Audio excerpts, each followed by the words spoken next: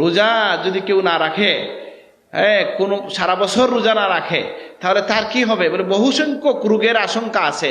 আর রোজা রাখলে কেমন হয়, যে অনেক জায়গায় আমি এটা বলছি যে রোজা হচ্ছে আমাদের জন্য একটা, আরবিতে একটা কথা আছে, সুমু তাসিহু, রোজা রাখো সুস্থ থাকো। আলহামদুলিল্লাহ। কেন? বলে এটা নিয়ে আমি গৌরব করছি না, বা এটার কারণে আমরা রোজা রাখি না। রোজা রাখি আল্লাহ ফরজ করছেন এই জন্য, নবী বলছেন এই জন্য।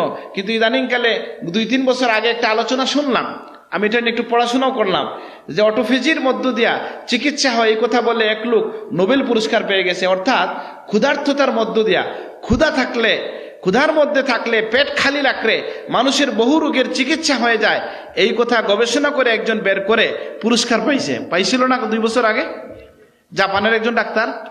তাইলে আল্লাহ সুবহানাহু ওয়া তাআলা মানুষ বানাইছেন, আল্লাহ ভালো জানেন তার কিসে ভালো কিসে মন্দ। আল্লাহ জানেন তার বান্দারা খাইতে খাইতে শরীরে যা তেল, চর্বি, কোলেস্টেরল, ফ্যাট যা জমাইছে, এটা তো তার ক্ষতি করবে নাকি?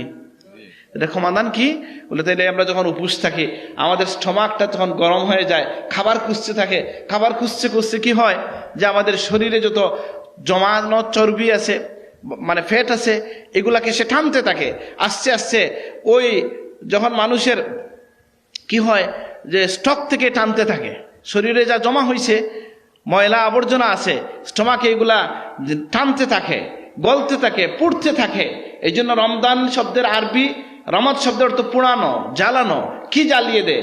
গুনাহ জ্বালিয়ে দেয়। ঠিক তেমনি আপনার শরীরের যত ব্যাড এলিমেন্টস আছে এটাও জ্বালিয়ে দেয়। আলহামদুলিল্লাহ। এই জন্য রোজার পরে একজন মুমিন যদি প্রকৃতভাবে রোজা রাখে, তাহলে রোজার পরে তার শরীরের এই খারাপ যে সমস্ত অনুষঙ্গ আছে এগুলা কি মুক্ত হয়ে সে একজন সুস্থ ঝরঝরে মানুষ হয়ে যায়। আলহামদুলিল্লাহ।